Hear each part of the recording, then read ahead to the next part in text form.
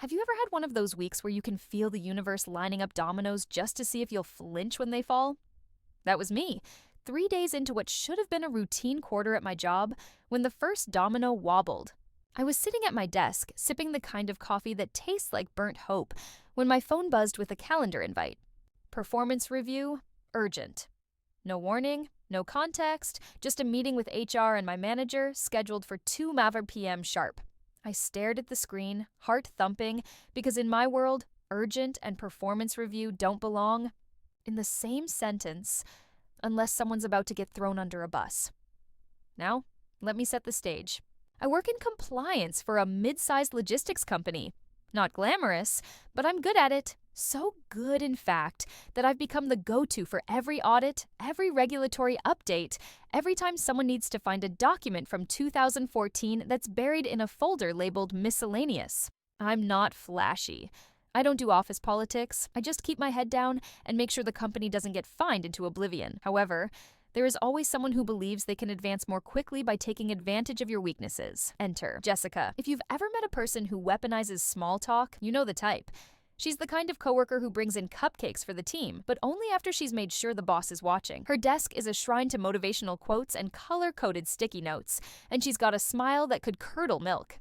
Jessica joined the company 6 months ago, fresh from a stint at a tech startup, and she's been gunning for a promotion. Since day one, she's also made it her mission to streamline compliance, which, in her language, means make it look like I'm doing your job better than you.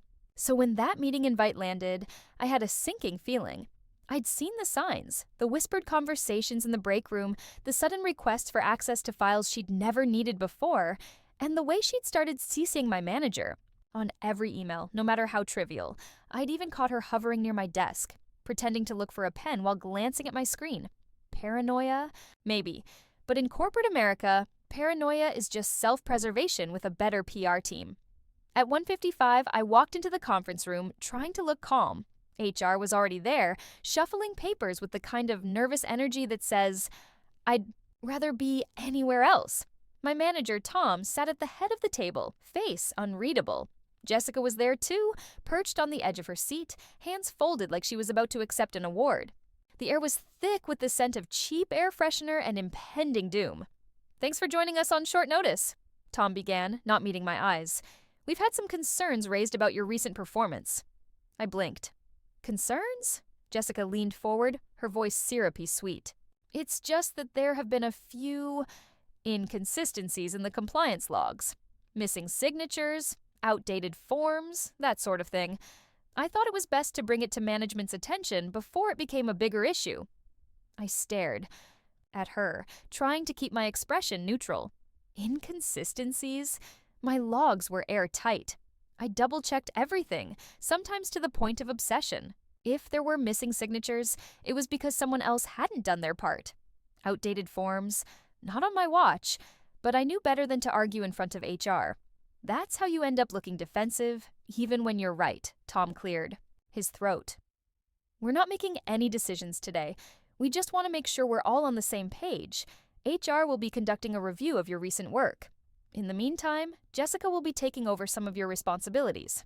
There, it was. The knife slipped between the ribs with a smile. I nodded, keeping my voice steady. "Of course. Let me know if you need anything from me." The meeting ended with the usual corporate platitudes. "We appreciate your hard work. This is just a routine check. Let's keep things professional." I walked out, head spinning, and went straight to my desk. Jessica followed, pausing just long enough to flash me a smile that didn't reach her eyes. "Nothing personal," she whispered. "It's just business." I didn't reply. I just sat down, opened my compliance dashboard, and started reviewing every log, every file, and every email from the past 6 months. If Jessica wanted a war, she'd picked the wrong opponent. The next few days were a blur of anxiety and adrenaline. HR sent me a list of files to review, asking for explanations on every minor discrepancy. Jessica, meanwhile, was everywhere, sending emails to the team about new compliance protocols, holding meetings to clarify expectations, and generally making herself as visible as possible. She even started dropping by my desk with helpful suggestions, always loud enough for others to hear. But here's the thing about people like Jessica. They're so focused on climbing the ladder, they don't notice when someone's pulling the rungs out from under them. I started noticing patterns, files she'd accessed without permission, emails she'd forwarded to her personal account, and changes she'd made to shared documents without logging them. Little things, easy to miss if you're not looking. But I was looking. By the end of the week, I had a folder on my desktop labeled Insurance. Inside were screenshots, access logs, and a detailed timeline of every questionable action Jessica had taken since she joined the company.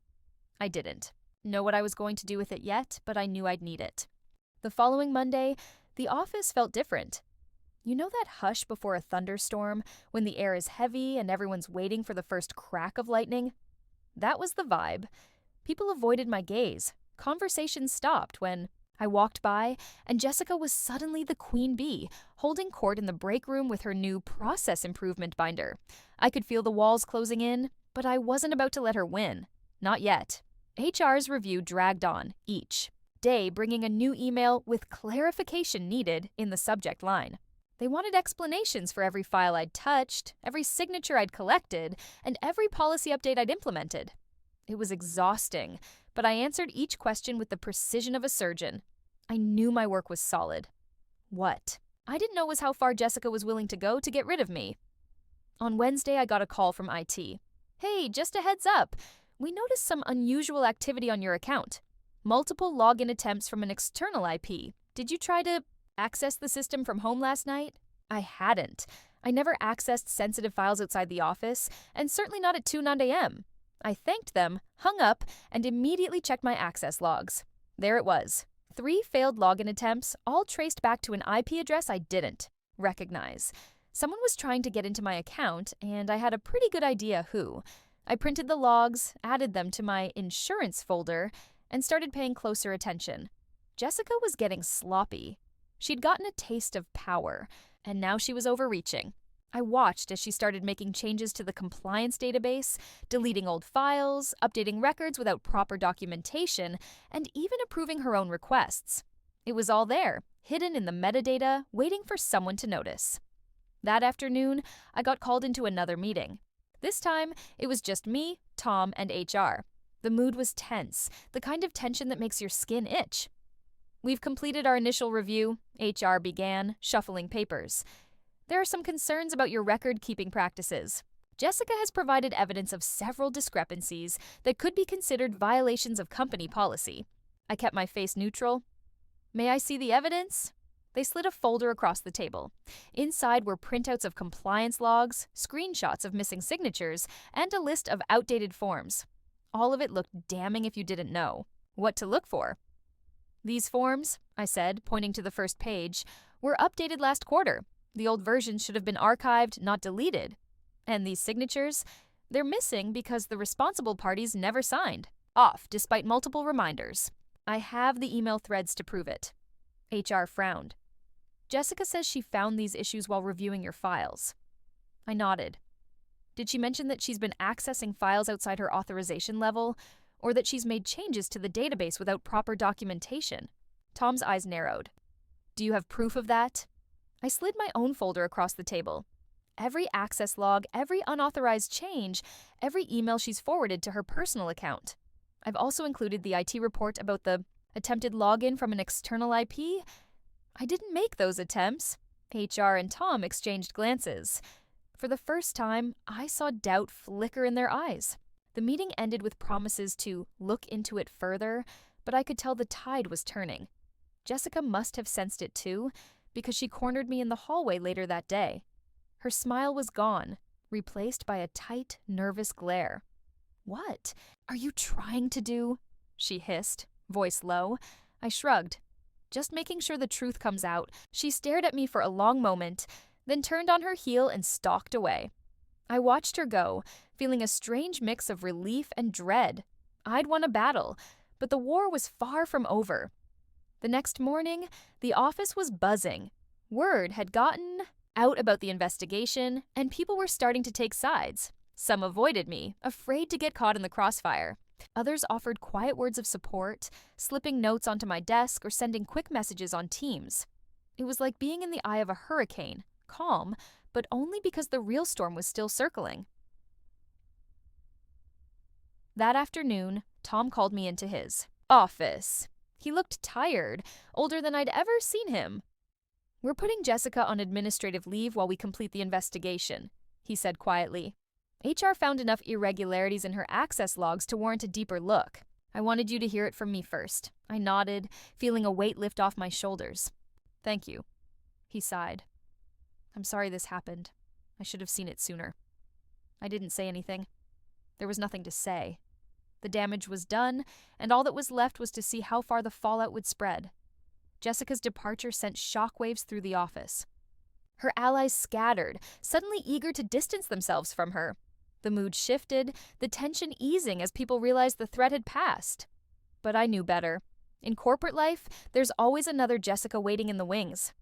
I spent the next week cleaning up the mess she'd left behind, restoring deleted files, updating records, and documenting every change. HR conducted interviews, IT ran audits, and Tom checked in daily to make sure I was okay. It was exhausting, but also strangely satisfying. I'd survived the storm and come out stronger on the other side. But the story doesn't end there, because Jessica wasn't done, not by a long shot. The first sign that Jessica wasn't going quietly came in the form of a LinkedIn post. It was vague, the kind of corporate subtweet that's all smoke and no fire, but everyone in the office knew exactly who she was talking about. Sometimes, when you try to do the right thing, you become the villain in someone else's story. Integrity, leadership, moving on. The comments were a parade of empty encouragement from people who'd never met her, but the real audience was us, the coworkers she'd left behind.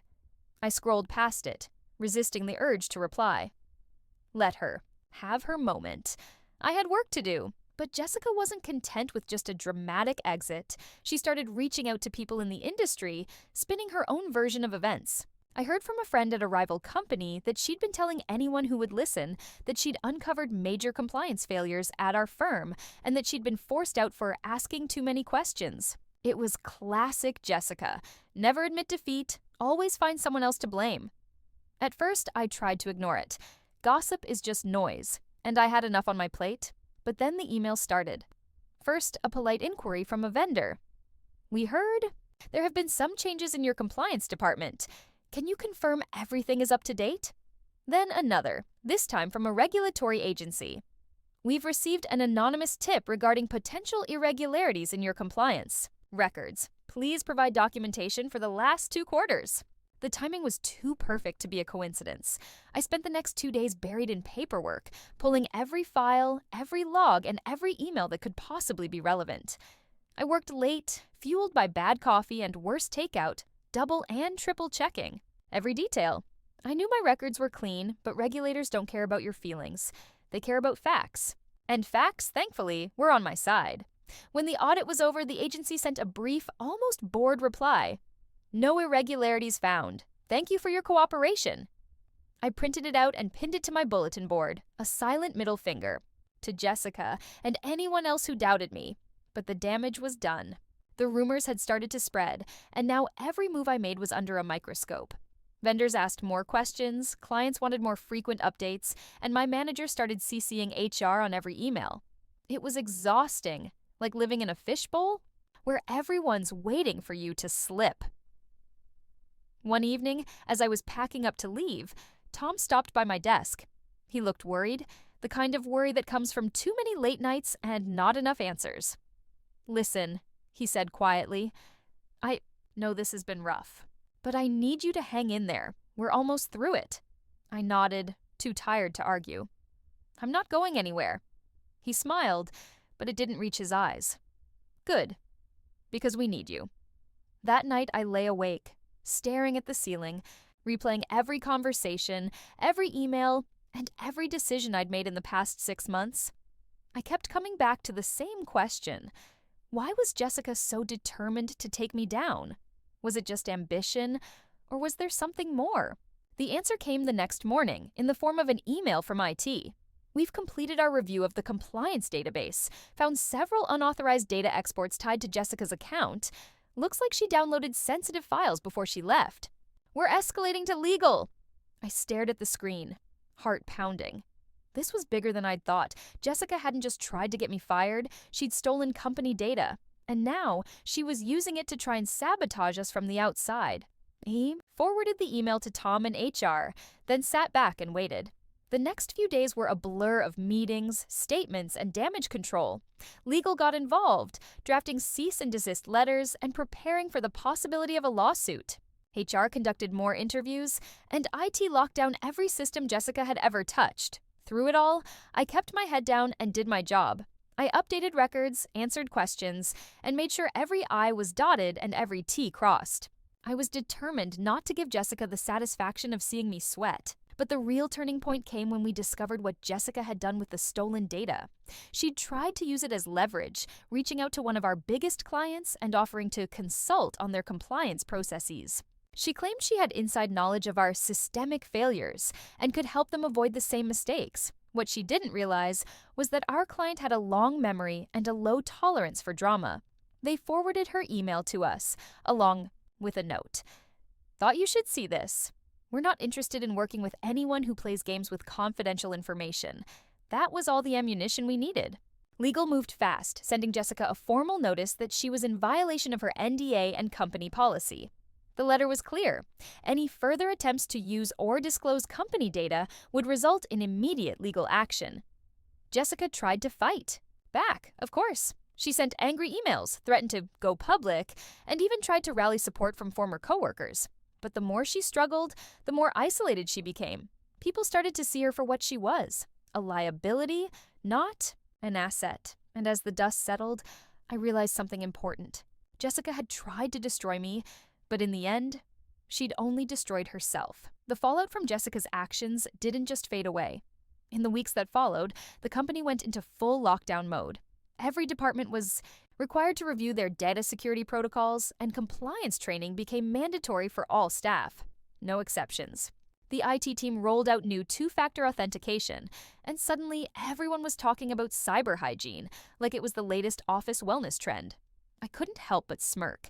Jessica had wanted to make a name for herself, and she had, just not in the way she'd hoped. But the real impact was on the culture. People were more cautious, more aware of who they trusted. The break room gossip shifted from who was up for promotion to who might be the next Jessica. It was a strange kind of unity, forged in the fire of shared adversity. For the first time in a long time, I felt like the team was actually pulling together, not just pretending for the sake of appearances. Tom called me into his office one afternoon, a rare smile on his face. "I wanted to thank you," he said, sliding a small envelope across the desk. Inside was a handwritten note from the CEO, thanking me for my integrity and professionalism during a challenging time.